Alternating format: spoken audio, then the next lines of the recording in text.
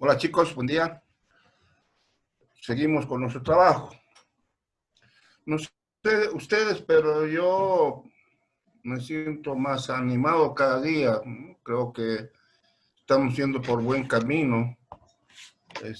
Ya hemos recuperado bastante del tiempo perdido. Y bueno, no es otra cosa que ya estemos por el módulo sexto, que hoy lo vamos a empezar. Y como tienen entendido, de acuerdo a la hoja de trabajo, vamos a seguir hablando de la evolución del derecho agrario boliviano en su tercera parte, pero hoy no, vamos a ver el derecho agrario en el marco del neoliberalismo y los derechos humanos. Y para contextualizar este tema, yo me baso en 5 factores, que es una rápida revisión de los hechos que vinieron ocurriendo, sobre todo a partir de la década de los 70, ¿no? Ustedes saben, y lo venimos reiterando, que la reforma agraria en Bolivia muy prontamente desilusionó a los sujetos agrarios del país y particularmente a los campesinos pequeños productores, porque en realidad no cambió nada, no significó un cambio cualitativo, ¿no? En su medio de vida, en fin. Siguieron y siguen hasta el día de hoy sumidos en una economía de mera autosubsistencia. Por eso es que ya al ingresar a la década de los 70, los campesinos, entre otras cosas, deciden ellos primero liberarse del, del ponguaje político, ¿no? O sea, del sometimiento político al que habían sido obligados durante los gobiernos del MNR y, por supuesto, de los gobiernos dictatoriales. Todos los gobiernos que a su turno llegaban, ¿no?, a ejercer el poder, lo primero que hacían era tratar de dominar, ¿no?, a los campesinos, de manejar sus organizaciones sindicales. Por ello que lo primero que hacen es intentar, por todos los medios, liberarse de ese manoseo político. Y para esto lo primero que deciden es acabar con lo que se vino a denominar el Pacto Militar Campesino, suscrito durante el gobierno de René Vallento Ortuño. Y claro, entre otras tareas también se fijan la necesidad de exigir al Estado la realización de una nueva reforma agraria. Y en este propósito, los indígenas, los campesinos, aymaras particularmente, en la década de los 70 consiguen avances muy significativos, muy importantes, ¿no? Al punto que incluso son capaces ya de ir generando un nuevo discurso político, ideológico, particularmente a través de sus instrumentos políticos, como por ejemplo el MITCA, el movimiento indígena, ¿no? MITCA, el movimiento indígena Tomás Katari, y sobre todo de la MRTKL, del movimiento revolucionario Tupac Katari, de liberación nacional. O sea, el catarismo en la zona occidental del país realiza un importantísimo trabajo, ¿no? La reorganización de las comunidades indígenas, en fin. Esto es un paso muy importante que ha de marcar un hito histórico en el año de 1979. En junio, el 21, son capaces ellos de fundar, de crear la Confederación Sindical Única de Trabajadores Campesinos de Bolivia, que como primer característica marca su total independencia de los partidos políticos. Muchos de ustedes me dirán que esto es simple retórica. Sí, les doy razón. Sí, porque a su turno siempre los partidos políticos, ¿no?, se escudaron tras la Confederación Sindical Única de Trabajadores Campesinos de Bolivia. El masismo lo hizo y muchos otros partidos, sean democráticos o dictatoriales, siempre han tratado de manejar a su arbitrio la Confederación Sindical Única de Trabajadores Campesinos de Bolivia. Pero con todo fue un paso muy importante, porque a partir de ese hecho, no solo que se ha de seguir cuestionando, ¿no?, el fracaso de la reforma agraria en Bolivia, no solo que se ha de seguir exigiendo que el Estado realice una nueva reforma agraria, sino que han sido los propios campesinos que han de asumir esa responsabilidad, ¿no?, de elaborar su propio proyecto de ley agraria fundamental. ¿Y por qué le pongo énfasis en este asunto? Porque es a partir de esta concepción, ¿no?, política que los campesinos de Occidente particularmente empiezan a diseñar, a pensar una reforma agraria que tenga característica eminentemente comunitaria.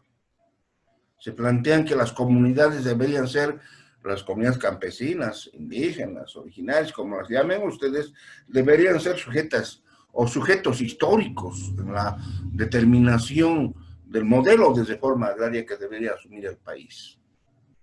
Pero también a partir de esta lectura de la reforma agraria en Bolivia, se va también discutiendo, se va poniendo en la mesa de debate el carácter multicultural de la sociedad boliviana, ¿no? La década de los 70 es muy importante en esta temática. Y reitero, los cataristas, ¿no?,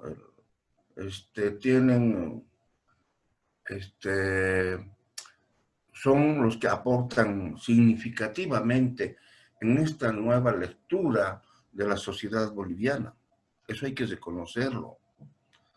Y bueno, entonces, con el advenimiento de la democracia en Bolivia y en el gobierno de don Hernán Siles Suazo en 1984, ellos son capaces de plantearle al país un proyecto de ley agraria fundamental que se lo aprueba en el Congreso de la CSUCB en 1984, reitero, realizado en Santa Cruz, y se lo entrega al presidente de ese tiempo, don Hernán Siles Suazo, para que tramite su tratamiento congresal. Ahí quedó.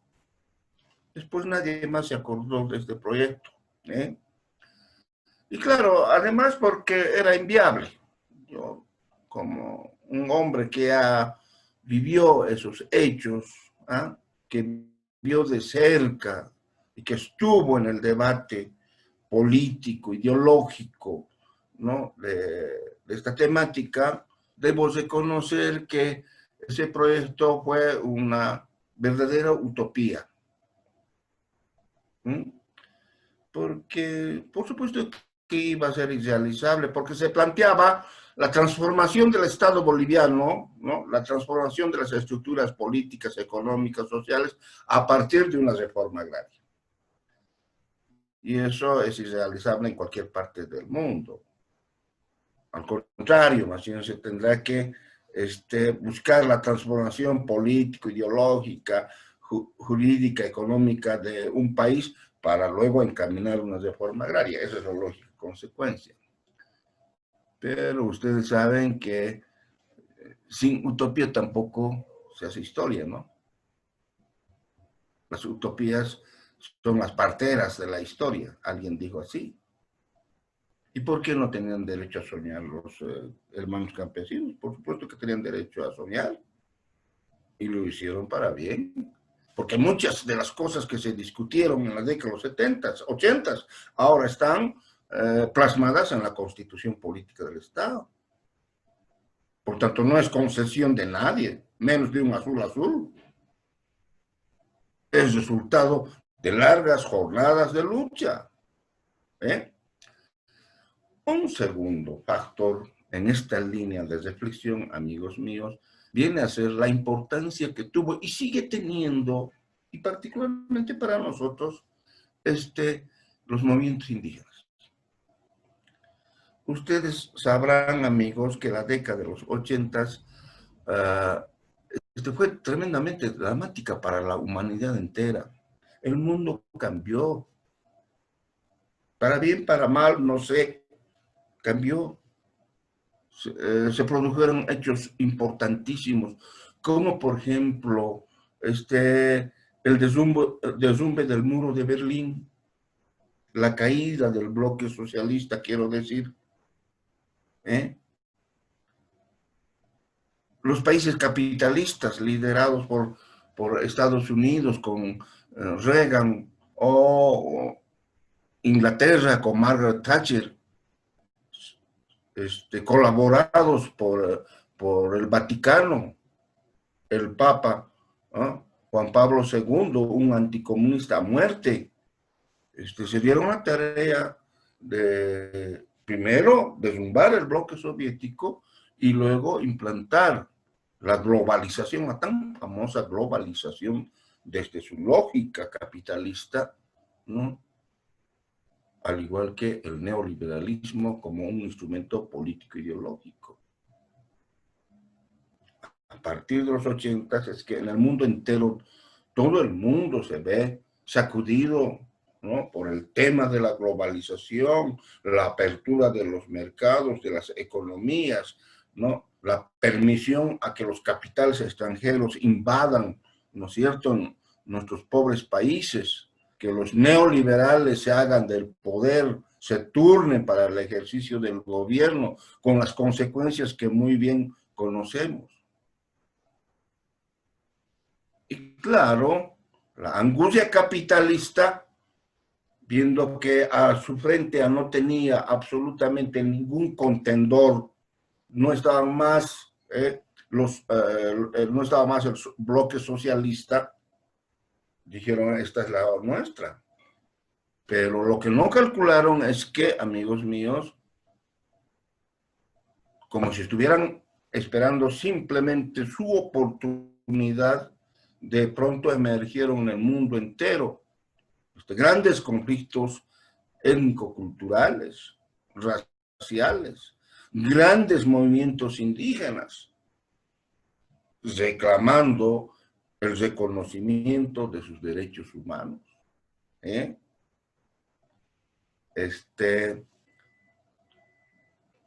Hay movimientos indígenas, hasta separatistas, incluso en Canadá.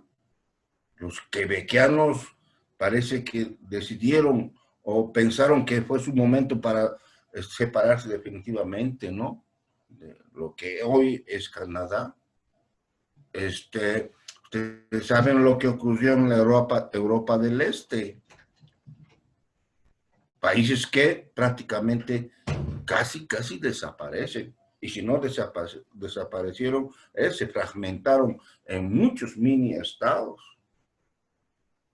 En México, la década de los 90, donde se puede presenciar la irrupción de un importantísimo alzamiento indígena, ¿no? Estoy hablando de Chiapas, estoy hablando del Ejército Zapatista de Liberación Nacional.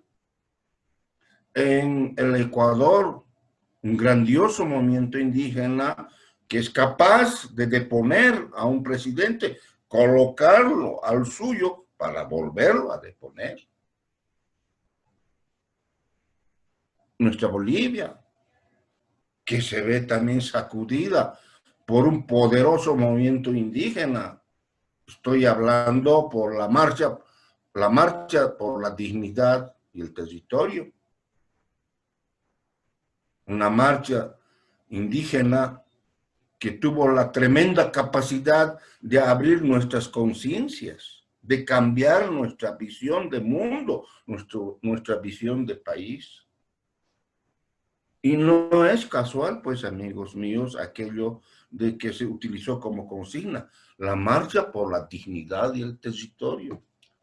Es que el problema del reconocimiento de los territorios indígenas estuvo a flor de piel, porque años antes, en 1988, amigos, las Naciones Unidas, sacudidas por esa tensión que habían producido en el mundo entero los movimientos indígenas, se vio obligada a convocar a una nueva cumbre para discutir, ¿no?, los derechos de los pueblos indígenas y tribales.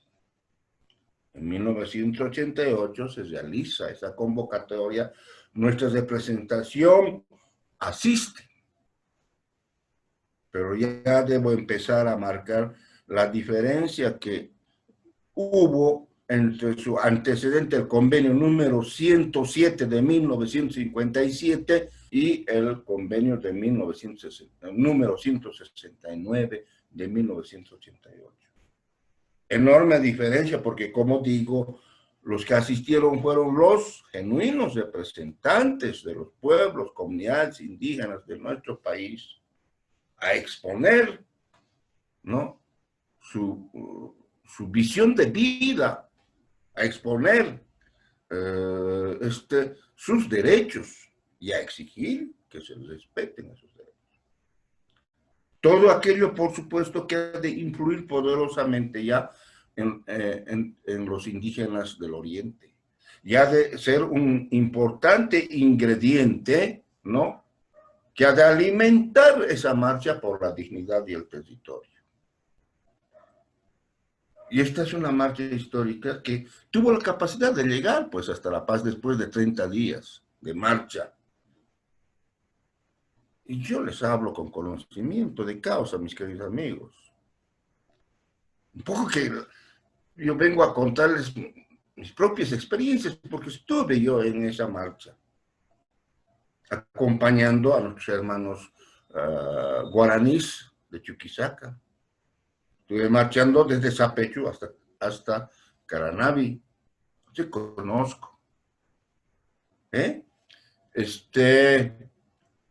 Digo que esta marcha tuvo la capacidad de llegar hasta La Paz y mostrarse ante la Bolivia entera, ante el mundo entero,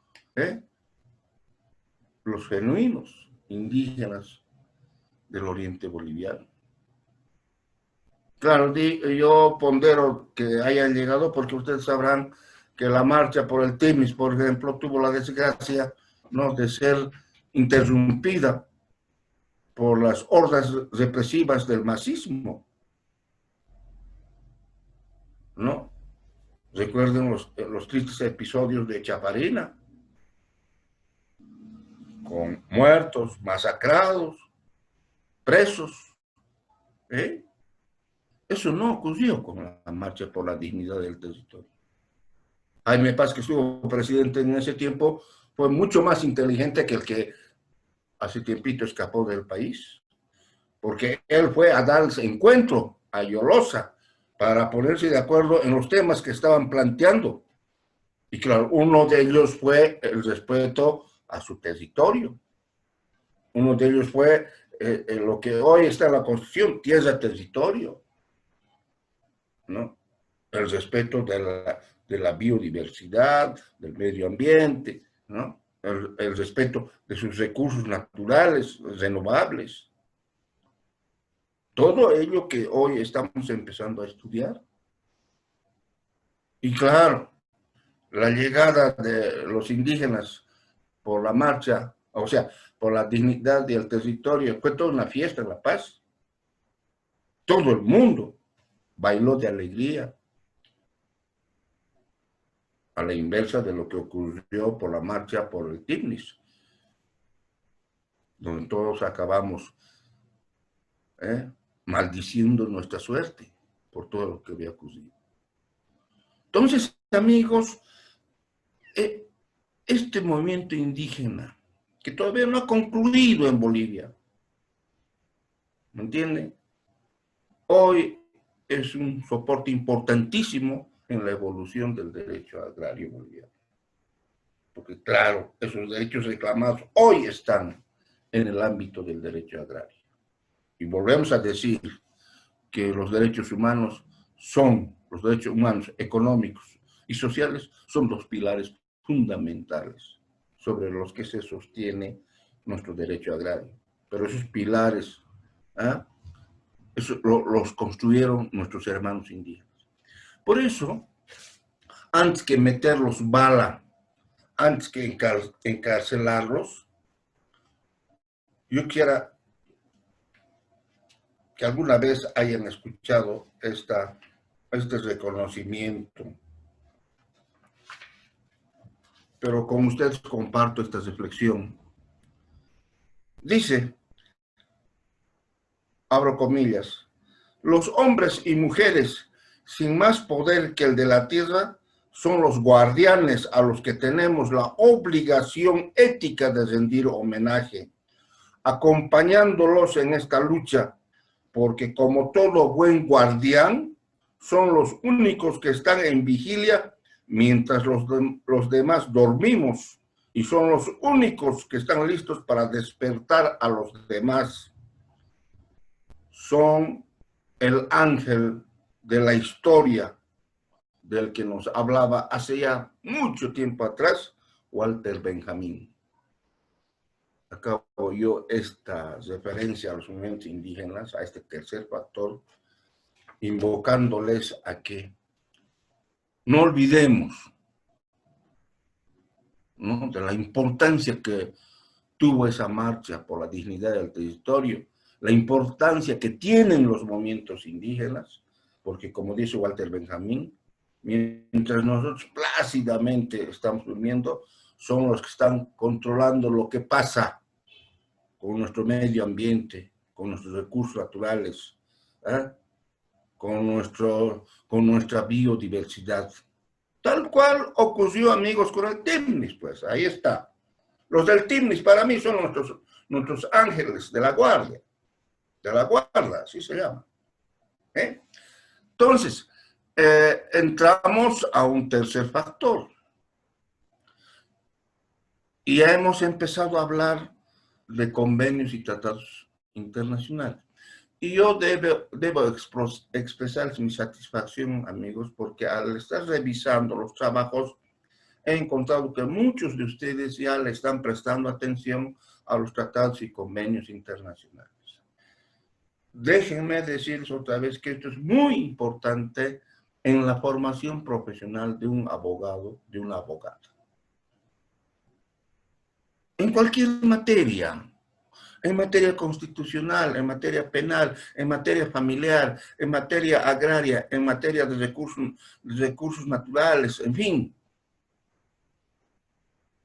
Los tratados y convenios internacionales hacen a la vida misma, amigos. Y mucho más, pues, cuando hablamos de tierra, territorio, ligado a los derechos humanos de la segunda, tercera generación. Por eso es que hoy le estamos prestando una especial atención al convenio número 169 de la OIT. Y no podríamos entender, ¿no?, con amplitud este convenio si no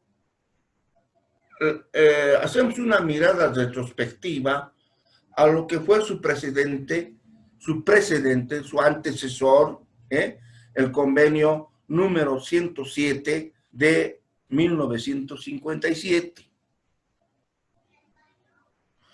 Y ya hemos visto, amigos, que las conflagraciones mundiales, en medio del desastre que ocasionaron, entre comillas, tuvieron la virtud de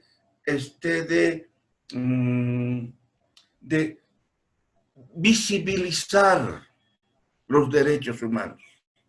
Hemos visto que eso ocurrió con la Primera Guerra Mundial y por supuesto que con la Segunda Guerra Mundial se visibilizaron muchísimo más esos derechos humanos. Es por eso que incluso antes de que las Naciones Unidas en 1957 convoque a esa cumbre, ya en 1942, en plena Segunda Guerra Mundial, ¿no?, se convocó a una reunión en Pátzcuaro, México, para empezar a discutir precisamente el tema de los derechos humanos en el mundo, particularmente en los pueblos indígenas y tribales. Después de la Segunda Guerra Mundial, Por fin, en 1957, las Naciones Unidas convoca a esa cumbre. Reunión de la que participan o a la que asisten, amigos, en ese tiempo, los representantes de los diferentes gobiernos, los representantes, los delegados de los gobiernos de los diferentes estados, y no así los verdaderos representantes indígenas. Por eso que las resoluciones que van a emerger de esta cumbre son totalmente tibias. ¿Acaso hasta incluso ajenas a las necesidades de los indígenas? Mejor diría yo, incluso ajenas a las verdaderas aspiraciones de los pueblos indígenas. Son tibias.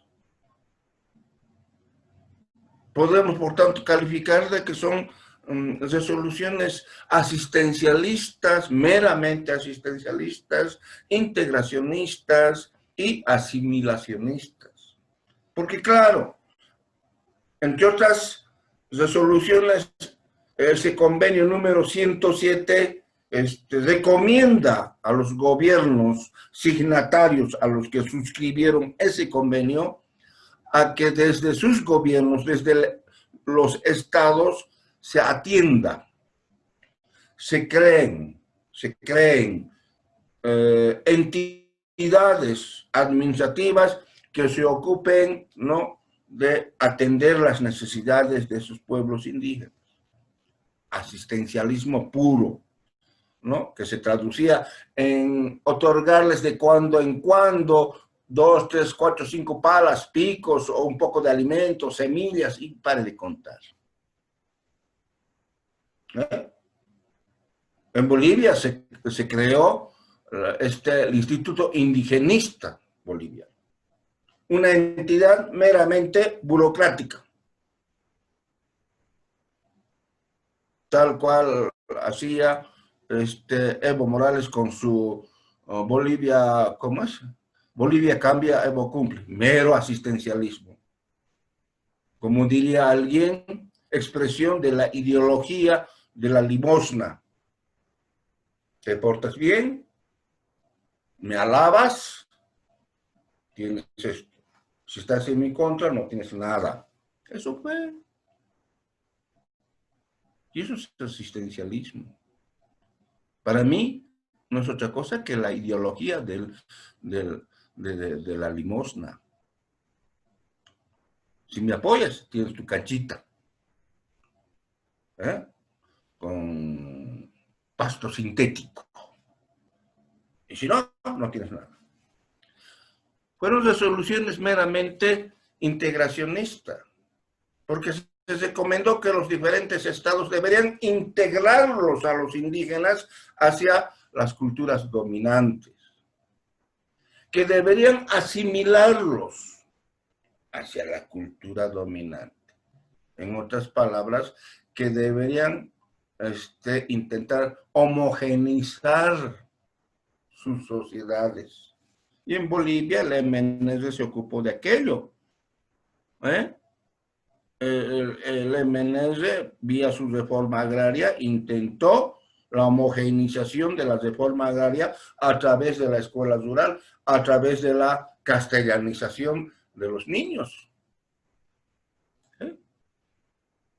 Por eso que no tuvo ninguna repercusión este convenio. En tanto que las resoluciones que emergen y que están contenidas en el convenio número 169 de la OIT son resoluciones cuya característica es la vinculatoriedad. Son resoluciones vinculantes. ¿Y qué es la vinculatoriedad? Es la obligatoriedad para quienes han suscrito, para los estados que han suscrito ese convenio. ¿Entienden? Por eso es que hoy, amigos, en la ley 1715, en la Constitución y otras normativas, está presente el carácter vinculante. Por ejemplo, de la consulta. ¿Entienden? Por eso es que hoy se ha incorporado en nuestra Constitución la figura de tierra territorio. Porque ya el convenio número 169 del OIT, antes de esta Constitución, disponía, ordenaba que los diferentes estados deberían reconocer los espacios geográficos que comprenden los territorios indígenas y tribales. Ya el convenio disponía que, tratándose de cualquier proyecto legislativo o administrativo que provenga desde el Estado, antes que nada debería consultarse a los pueblos y comunidades indígenas originarias campesinas, y con carácter obligatorio. Y es lo que no se ha hecho en el caso Tecnis, y en muchas regiones del país, en el gobierno que no acaba de irse. ¿Me entienden? Esa es la diferencia del convenio número 69 del OIT. Y yo le pongo acento a este convenio porque sin dudas, amigos, que este convenio ha venido a darle mayor personalidad al derecho agrario boliviano. Porque todos esos derechos humanos colectivos, económicos, sociales, están hoy contenidos, están contenidos en la Constitución y son parte, son componente fundamental del derecho agrario boliviano. Esa es la importancia. Un cuarto factor, para seguir entendiendo mucho más esta evolución del derecho agrario boliviano. Un cuarto factor que es vergonzoso, y que a mí particularmente no me gusta mucho referirme al mismo, y que tiene que ver con nuestra maldición, con la maldición que venimos arrastrando y que creo que nos va a acompañar por mucho tiempo más, salvo que ustedes decidan acabar con esa maldición. Yo tengo fe que así puede ser, con la maldita corrupción. Y si hay un lugar donde se anidó la corrupción, fue pues en las entidades administradoras del recurso tierra. Porque la corrupción nace casi con la propia reforma agraria en Bolivia. Al poco tiempo de realizarse, de implantarse la reforma agraria en Bolivia, la maldita corrupción como que ya se había adueñado de las entidades encargadas de su administración. El propio MNS fue el que permitió, se dan cuenta que de a poco la corrupción vaya desvirtuando su propia reforma agraria. Entre otros aspectos, el fracaso de la reforma agraria se debe a la extrema politización y a la corrupción que se permitió se aniden dentro de estas entidades administrativas de este proceso de cambio en la tierra. Pero claro, también la reforma, la corrupción se profundizó aún más durante los gobiernos militares, durante las dictaduras militares. Y por supuesto que también en los posteriores gobiernos democráticos. Entre los gobiernos democráticos también imperó la corrupción. Y tal vez el hecho más, entre comillas, paradigmático de esa situación de corrupción fue el tristemente célebre caso Bolívares, que, permítanme hablar en primera persona, que como diputado que fui en ese tiempo, junto a otros, fui el que denunció en la Cámara de Diputados había estado ocurriendo, ¿no?, en el Consejo Nacional de Reforma Agraria. Me estoy refiriendo al caso del diputado adenista Edín Céspedes y a la postre, sí, posteriormente fue ministro de Educación, que había estado ya para conseguir nada más ni nada menos que la dotación de 100.000 hectáreas en las tierras bajas de Santa Cruz, las mejores tierras, bajo el supuesto de un consorcio boliviano-brasilero. Nosotros lo manejamos, tengo que reconocer políticamente este aspecto, y logramos movilizar a los campesinos del país, logramos que bloqueen caminos exigiéndole al gobierno de Jaime Paz intervenga el ex Consejo Nacional de Reforma Agraria y el ex Instituto Nacional de Colonización, que le pongan candado.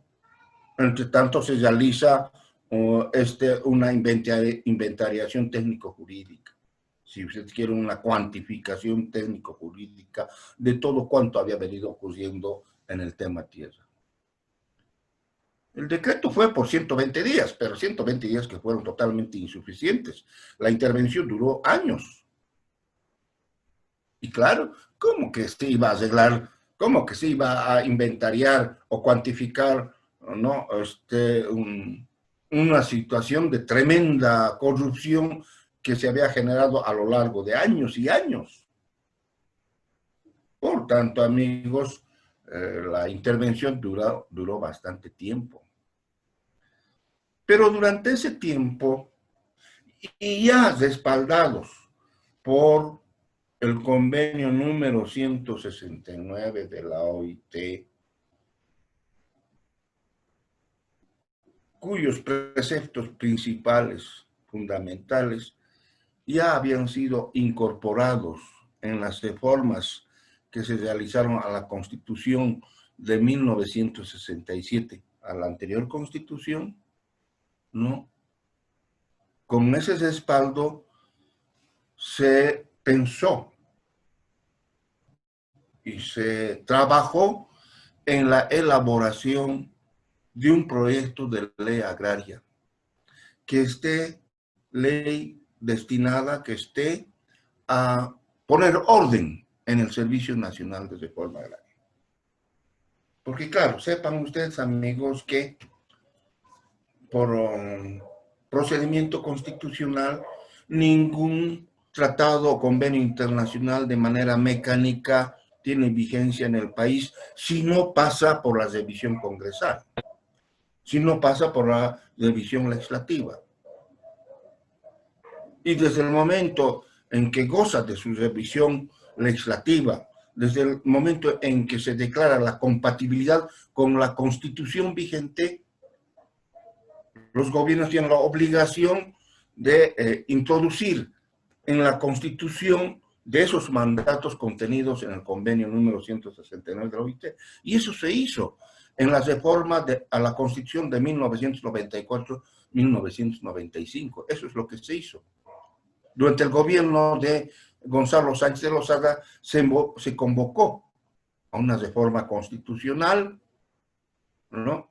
Y precisamente en el artículo 171 de la Constitución abrogada, la Constitución anterior, están contenidos todos los aspectos fundamentales contenidos en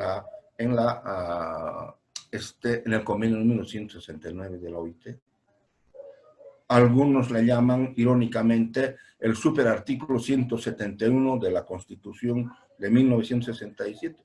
Si ustedes revisan, va a encontrar en ese artículo 171 muchos de los mandatos que están contenidos en el convenio número 169 de la OIT.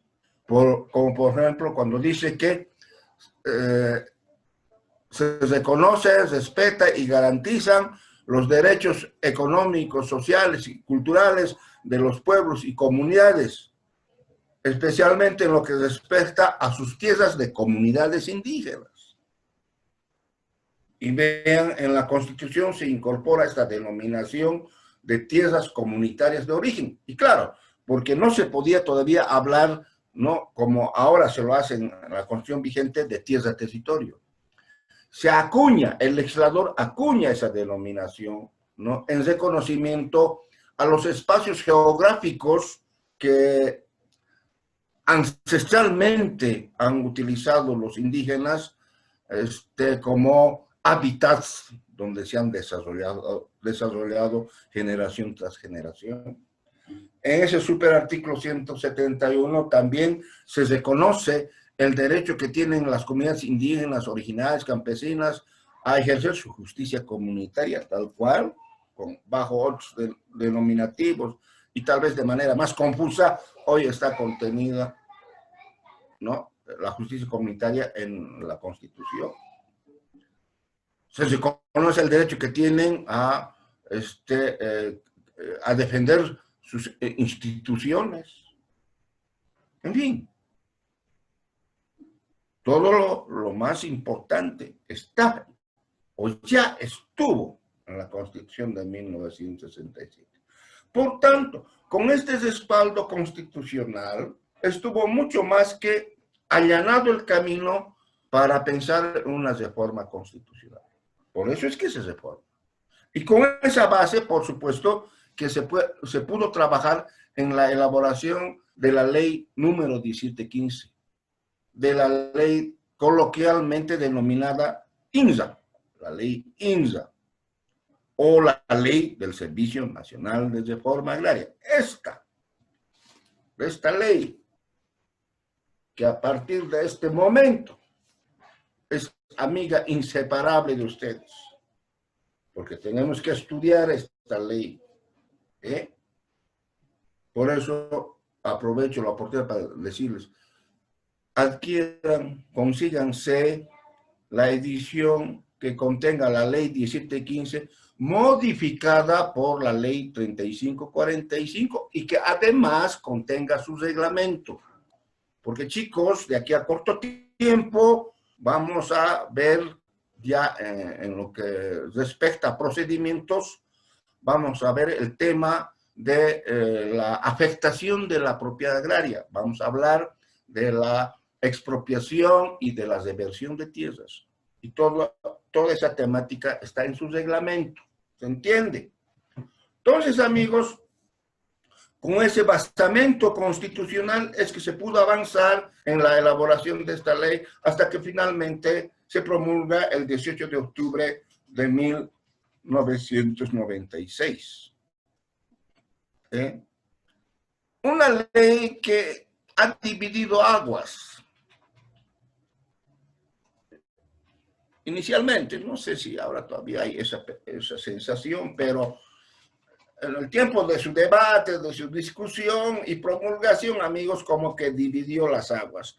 Por ejemplo, grafico, desde Samaipata, toda una marcha de los campesinos indígenas de Oriente, de una marcha hacia La Paz, exigiendo la pronta promulgación de la ley, porque ellos estaban de acuerdo. Y desde la calle San Alberto, aquí en nuestra ciudad, desde donde está la ex sede de la Federación de Campesinos, a las 12 del día, empezando una marcha en contra de la ley. Así se producen, amigos míos, las leyes en materia agraria, siempre en medio del conflicto.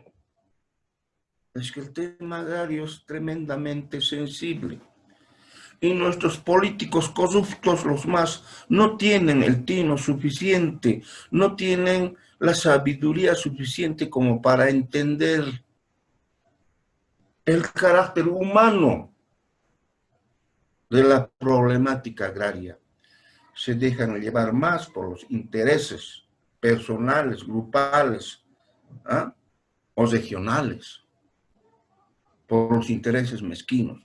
Por eso decía yo que dependerá de ustedes que la corrupción un día desaparezca. Dejen que me lleve yo a la tumba, a mi tumba, la corrupción, pero ustedes ya no tienen derecho a mantener la corrupción como una triste herencia para sus hijos.